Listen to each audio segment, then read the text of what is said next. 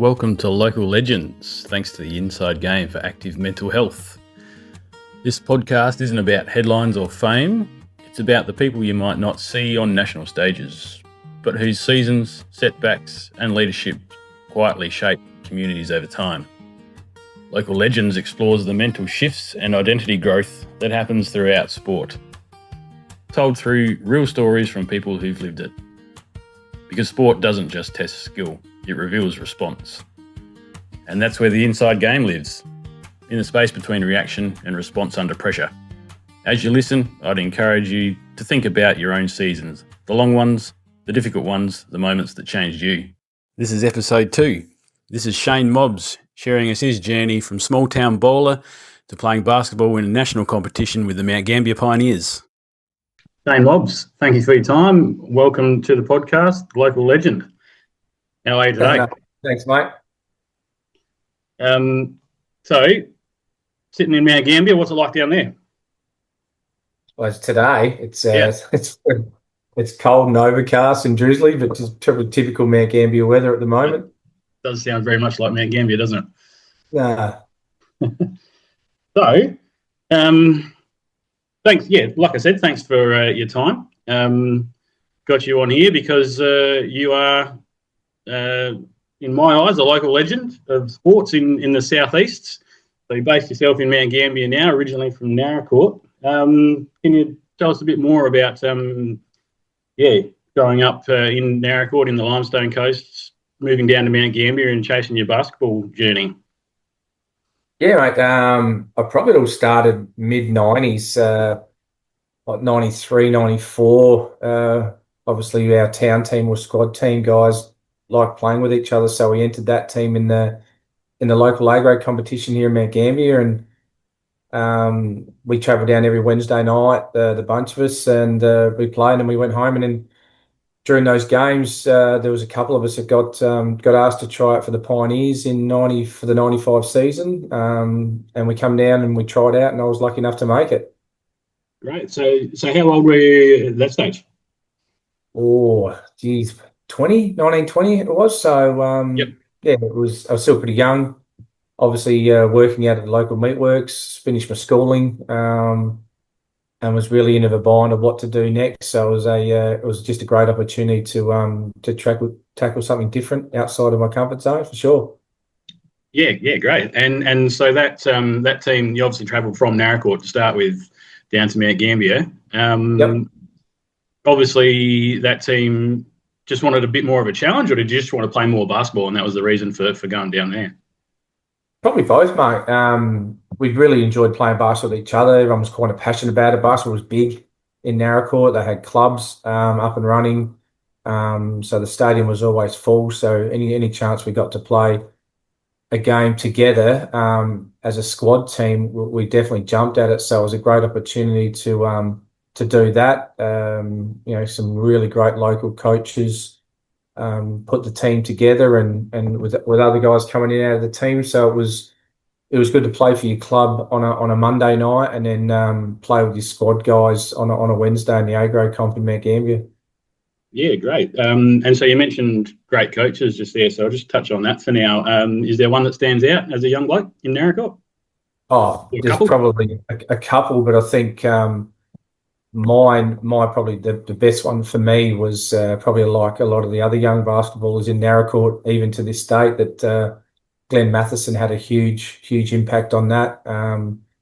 He was the club we played for was Western Districts, and he was Western Districts through and through. Yep. We got picked up at an early age, about 13, 14, to play A-grade, and he just taught us the game, the passion of the game, what team basketball looked like, team first mentality. It was great. So you carry that work ethic through your whole basketball journey, that was the grounding I had. And then moving through to that squad team was Craig Drew and big Dennis Grigg, helping in his Tarago, all 7 of us on a Wednesday night.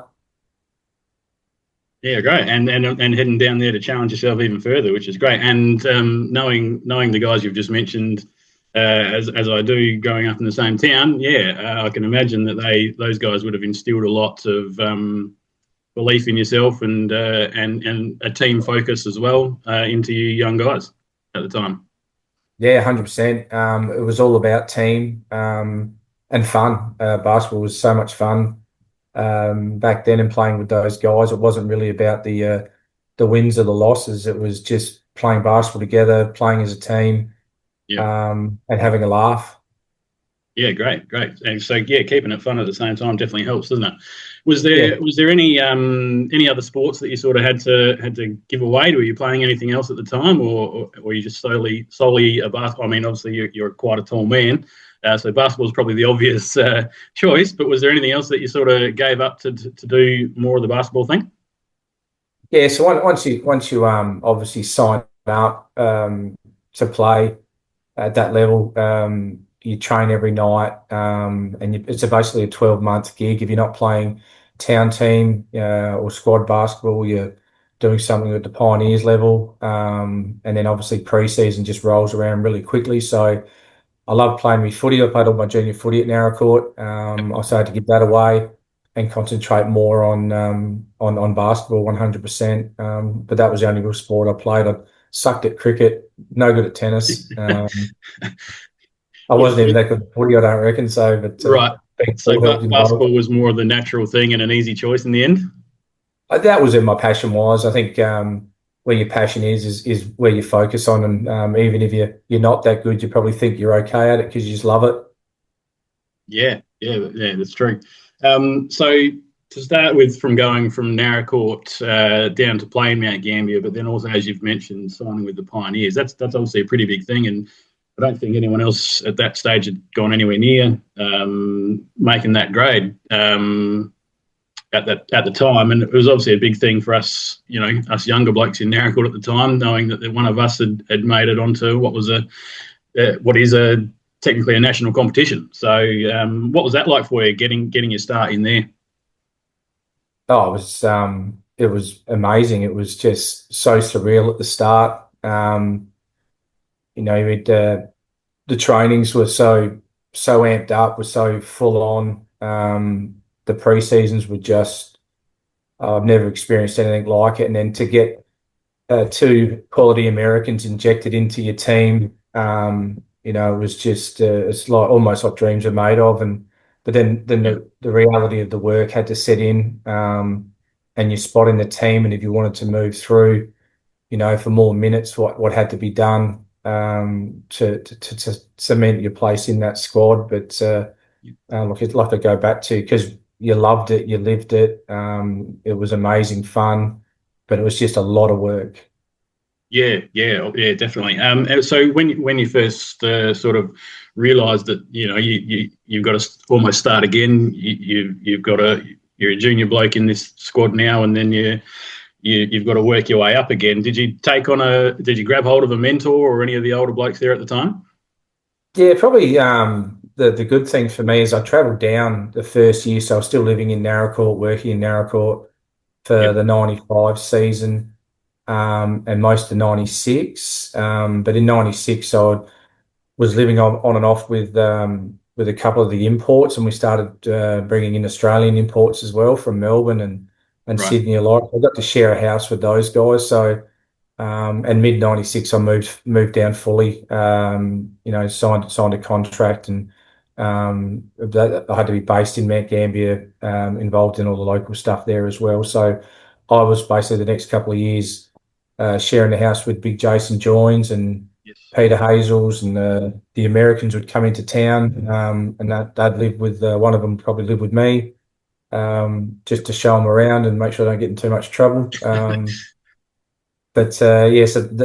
that and living and breathing what they bring, because they're usually like Joins, you just come out of the NBL.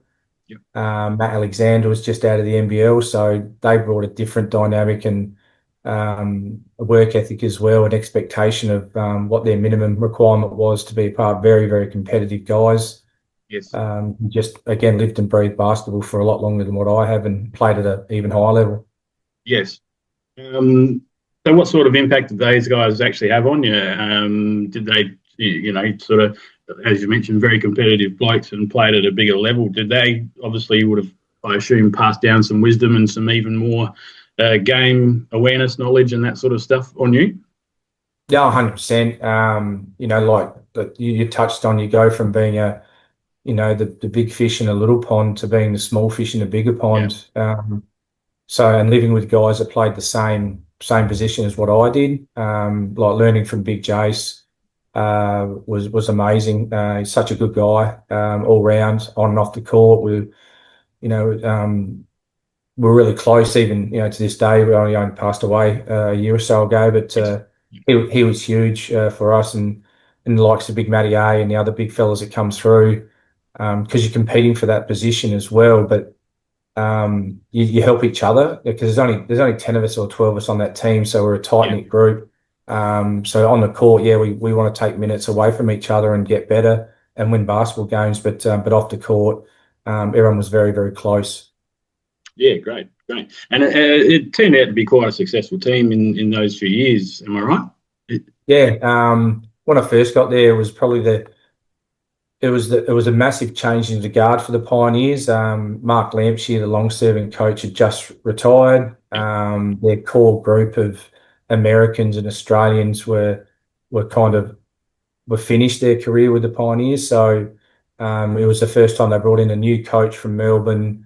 He brought 2 or 3 Melbourne players with him, and signed and had a massive pre-season with massive expectation on getting it done. And we probably weren't, we're a middle of the rung kind of team, like very strong at home. Obviously, with the Icehouse crowd is huge. And on the road, we struggled a little bit. So in those first couple of years, we had changes of coaches. And then when John Burns took over, that really settled the team, and his professionalism brought in some outstanding basketball players, to the point where we lost. We played in 2 grand finals, or lost both, but played national finals. But it took us from the middle of the pack to definitely the pointy end.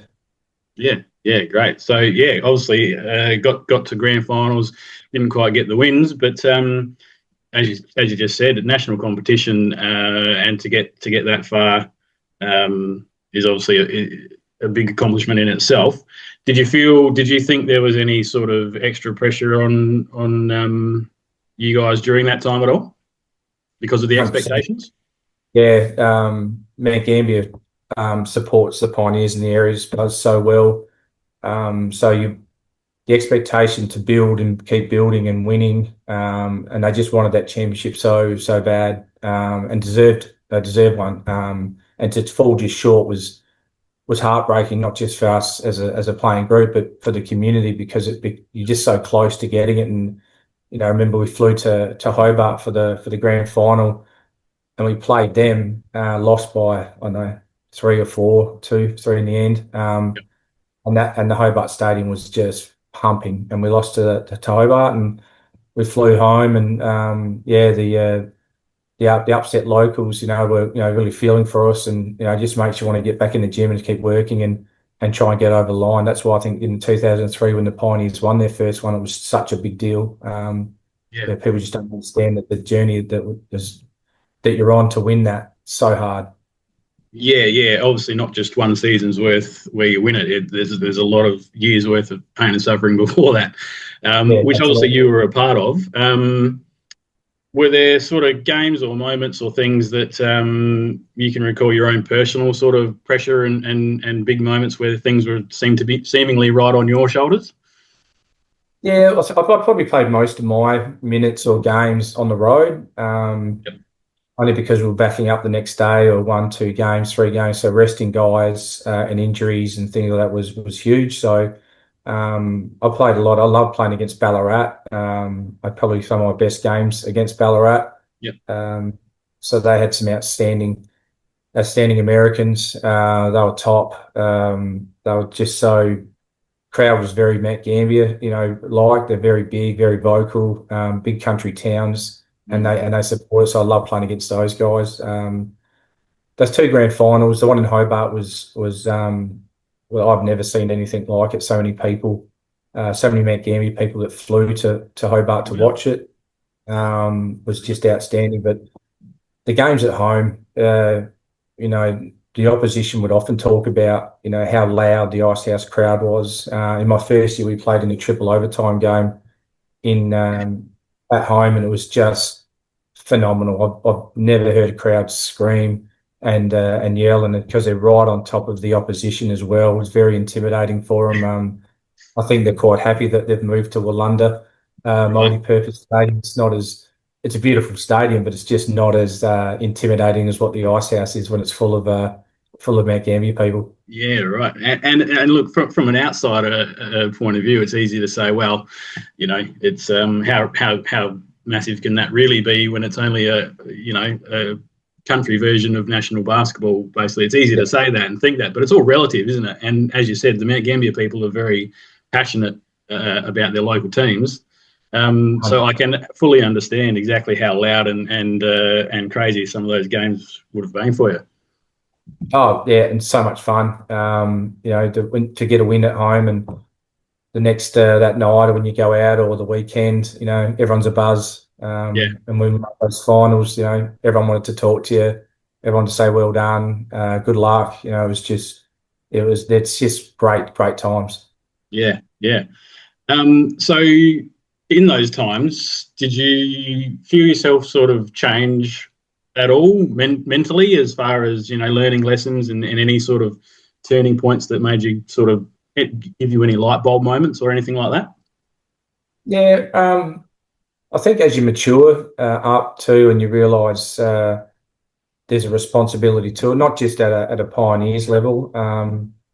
A lot of those guys, the local Mount Gambier guys, you know, we represent Mount Gambier at every level we could. So if there was a basketball game on in Adelaide or in Western Victoria that we could put a team in, we did it. So that's why basketball was 12 months of the year. It wasn't just with one team. I represent, you know, Roos at a club level in Mount Gambier, and always have been Roos. That's on a Wednesday night, and then on a weekend you'd represent Mount Gambier at some level with the Lakers, equivalent to the Kings. Yes. And then obviously Pioneer season would roll around, so a lot of those guys that played Pioneers with were in those teams as well. So the bond that we all had as players was really strong. The team was exceptionally good. Yep. And we just loved going away playing basketball with each other. And then there was a local comp called CBL, or no, Green Triangle Basketball League. So it was all the local towns, Narracourt, Cassidyns, Coleraines and the like, Warrnambool. And we loved travelling that and playing those guys. So that definitely opened up the basketball landscape down here for sure with that competition. Some were higher for the local guys to get out of the comfort zone as well. Yeah, great. So did you have any injury setbacks, anything that made you sort of have to pull back and stay away a bit, and how did you deal with those when they came along? Yeah, they were really hard. I blew my knee out a few times. No, not near the end. I missed the second grand final. I was right to play, but it was touch and go whether I should have played or not. But I wasn't going to miss it. So Of course. I hyperextended my knee, dislocated my kneecap, and then the knee collapsed on me. Not all at once, but I just kept coming back probably too early and not focusing on the rehab like I should have. I was just so eager to get back out and play. Yeah. And that probably hamstringed me a lot. That was one of those moments where, you know, you see young athletes now that get injured. I'm big on making sure they do their rehab because I didn't do it properly, and I kept hurting it, so it probably prolonged that injury a lot longer than what it should have. Yeah, fair point. So going back, if you had that time again, it sounds as if you would have made a different choice. Yeah, 100%. Would have just rested a lot more. Probably listened to the doctor a bit more. Yeah, and just stayed off of it. I was just so keen to work it back up to strength and get back out there. It was probably just should have given another month. Bit of a fine balancing act, though, is obviously trying to make sure you're right to go and with an eye on your future as well, but also wanting to be in that moment with your teammates and wanting to give your best at the time too. 100%. Okay, so injuries aside, obviously they're probably the not so good moments. Do you have anything that comes to mind? If I said, "What's your legendary moment?" What would come to mind straight away for you? Oh, it's just the journey's just not pointed in moment. It's Yeah. just the love of my basketball in Narracourt, which was um, really cemented with an amazing bunch of young men going into adulthood in with Matho and those guys, Stanza, and I idolise those guys growing up. Um, it's Fox and TV to watch NBA, and it wasn't really around. So Yeah. you had the local guys or Channel 8 watch the Pioneers late at night to watch major basketball, and then transitioning into playing squad for Narracourt at a high level as well with the Buffaloes, and then moving through the Lakers, moving through Roos, and then moving through the Pioneers. There's moments in all of those which I hold very dear. I think the 7 years I played competitively in the Mount for Lakers, I can't remember ever losing a game.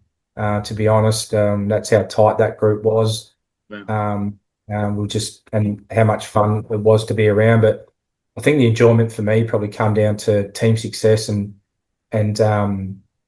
off court, working hard together to get the job done. But then the banter, the mateship, we travel so much, so in airports and cars and the pranks and motel rooms where because everyone's resting, so you spend a lot of time. There's a lot of downtime. There's no real sightseeing as such when you're traveling to Sydney or to Townsville when we played there, or the Institute. They're 2 flights, so you're just catching planes and hanging out with each other. So there's a lot of mucking around, and that was just so much fun. You got any prank stories that would be appropriate? Yeah, I couldn't get off the plane one day because I fell asleep. They tied my shoelaces to the chair, so in a knot that I couldn't get undone. So I had to wait till everyone got off the plane and the air hostess could come and untie my shoelaces, which was quite embarrassing. But my rookie year, Joinsy would love to, and I think he played the prank on every rookie, is ask for your boarding pass. And me not being flown very much, I held on to that pass like it was gold, and he grabbed it and just ripped it up, and I just thought I couldn't get on the plane, and everyone's laughing and that, and you just go get another one printed, but I didn't know that at the time, and I think he's still playing that prank right to when he retired. So they're probably some of the softer ones, but there's like short shedding beds. There's definitely a lot of pranks. Classics. Probably some that we couldn't mention here too, I'd imagine, but we'll leave those alone. I probably could have got a few people in trouble. I recently had a chat with Kev Marshall from Narracourt as well, and it was a theme throughout our chat with him that it was a lot about mateship, camaraderie, and that sort of thing. And obviously, that's as you've just mentioned, there's no one moment that sort of springs to mind for you. It's just the whole journey, and that seems to be a common theme. And one thing that is going to constantly pop up over this podcast as it goes. I think so. It's good to understand. Good to know that in so many different ways, people are making connections through sport. Yeah, I think you take a moment to reflect on how lucky.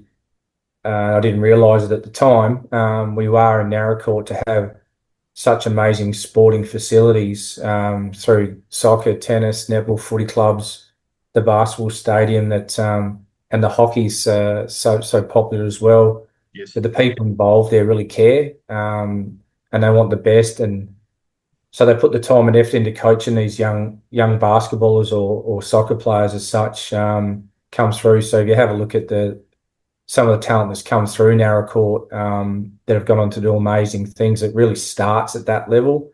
Yes. Because that's where the love of your sport really blossoms, and from there, if done right, it should see you right all the way through to when you decide to stop playing. But then you start giving back by coaching and passing on what you've learnt. So that's where it all starts, and they're the ones I remember. Yeah, absolutely. Yeah, spot on. And so going from playing into trying to leave a bit of a pathway. Obviously, you've blazed your own pathway, and kids my age at the time in Naracoorte sort of went, "Wow, we've got a guy down there who can make it and do these sorts of things, and maybe there's a chance that any of us can do that too." So you blaze the path for kids back in your day as a player. Is there anything that you've sort of continued on since finishing, just to try and give back? Yeah, so obviously my kids are heavily involved in a range of sports, and so you get into coaching. I had an opportunity to help start the Limestone Coast Sporting Academy on the basketball side with a few other local guys, and Yep. Kurt still runs that now, and he's an amazing coach. His career pathway, once you read it, is very impressive. From the Australian Institute of Sport to NBL programs, Pioneers, 200 games. The guy's been there and done that, and you watch him coach kids and how passionate he is. We're very lucky to have him here. So Yeah. he does an amazing job with the young talent in the area. So that's not just a Mount Gambier based thing. That's obviously a Limestone Coast Yes. program.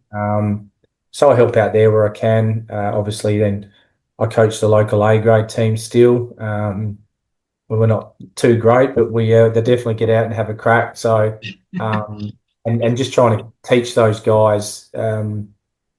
Basketball's become very offensive minded, and it's all about how many points you score. So, just trying to pass back the importance of the team mentality and teamwork, and making basketball fun again has been challenging at times, but very rewarding in other times to watch these guys actually start playing team basketball and get the rewards that they deserve for that.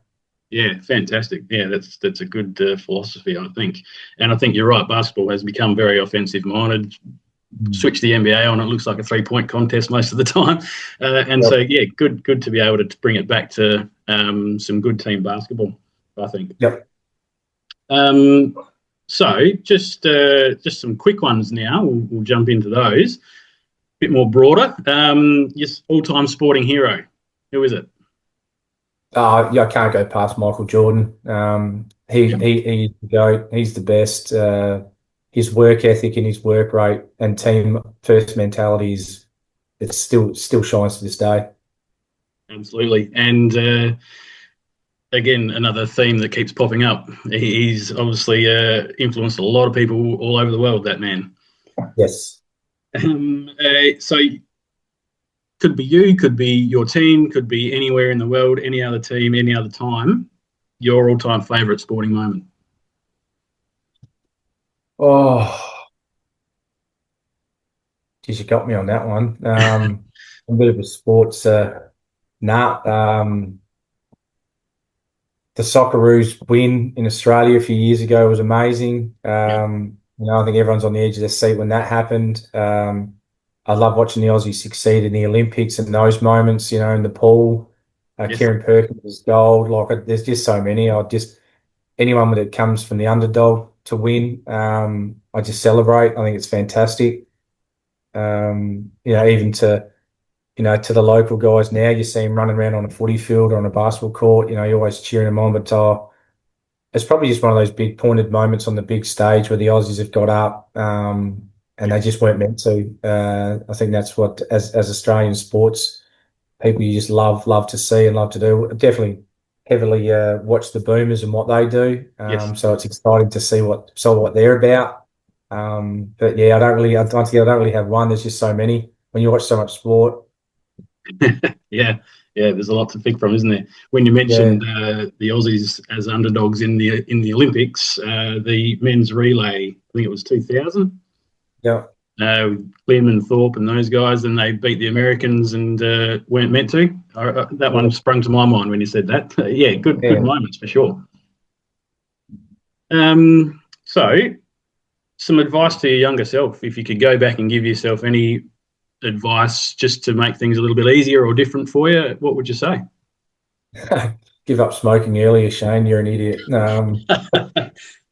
Um, I'm not sure. because the work ethic was there, the work rate was there. I was surrounded by people who guided me really well, and Yep. I think that'd be the advice: is keep surrounding yourself with good people. You'd start putting some negative influence around you when you're trying to do something different. It can be very distracting. Absolutely. I had a feel of that coming through, and it probably just didn't derail anything, but it probably just took the focus away from where I needed to be focusing on. But yeah, just keep surrounding yourself with good people, and you'll be fine. Yeah, brilliant advice. Is that something you pass on to your, now you're in a leadership role, coaching? Is that something you try and instill in your group? Yeah, 100%. Ever since I've stopped playing, I've spoken to guys that come to Mount Gambier to play Pioneers, younger guys that want to strive to be at that level and even beyond that. That they work really really hard, but it's my advice to them is more around who you're surrounding yourself with. Who's in your ear, and it's about what you do when people aren't watching. Yeah, It's easy to pick up a basketball and look $1 million when there's people watching, but what work are you putting in when there's no one around to watch? I think that's a real key thing to do. And basketball's like footy, is one of those sports where you don't need a court or a footy oval to go and kick or shoot a basketball, kick a footy. You can you've got a backyard, you've got a driveway. There's just so much you can be doing outside of that, taking care of your body, getting fit. There's just so much you can do outside of all the pretty stuff. So yeah, that's the advice I give to the younger guys. yeah, fantastic advice, mate. That's really good. So obviously that's what keeps you connected to the basketball scene in Mount Gambier, your kids and your coaching, Yep. which is fantastic and obviously very enjoyable for you. What? Yeah, love it. It's great. Sorry, go on. Sorry, yeah, watching the kids come through and you can help guide them is a very rewarding thing. Yeah, absolutely. So we're pretty much at the end here, Mobsy. I just want to leave you. We just want to ask you one last thing. Yep. If you had a local legend of your own in your mind that you'd love to hear from, you'd love to hear their story, who is it? Oh, I'd love to hear Aaron Fiora's story. I Yes. think his journey is very unique. Through the SANFL system,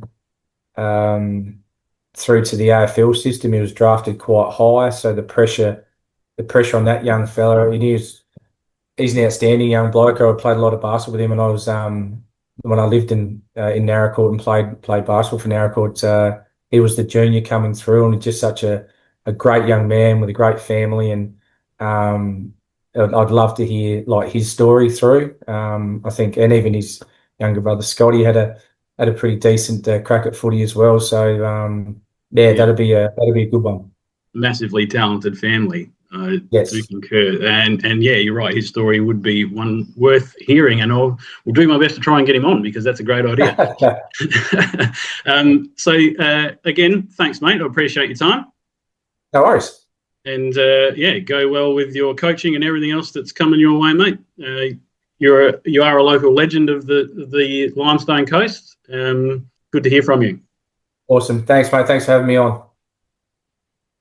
After we finished recording, Shane shared one more reflection that I think is important to include. When he made the decision to leave home and chase his basketball opportunities, it came with a cost. Some friendships didn't survive the distance and the change in direction. That's something many athletes experience when they step outside what's familiar. But what Shane recognised over time was that while some doors were closing, many more were opening. New teams, new environments, new people, and new experiences that shaped the person he would become. That's often the reality of chasing something bigger than where you started. Growth sometimes requires leaving parts of the old life behind, even when that's difficult to do. And in Shane's case, it wasn't something he regrets, it was just simply part of the journey. Shane, once again, you're a local legend, and thanks for sitting down and sharing your story today. Going from a small town basketball kid to competing nationally, playing in the United States, takes more than talent. It takes belief, resilience, and the willingness to step outside of what's familiar. What stood out in this conversation was the mindset behind that journey, the willingness to take opportunities, to back yourself, and to keep moving forward even when the path isn't clear. That kind of mindset doesn't just build athletes, it builds people. This has been the Local Legends podcast, brought to you by The Inside Game, helping athletes recognise pressure, reset quickly, and respond with composure when it matters most. I'm Mark Collins. Thanks for listening, and I'll see you next time.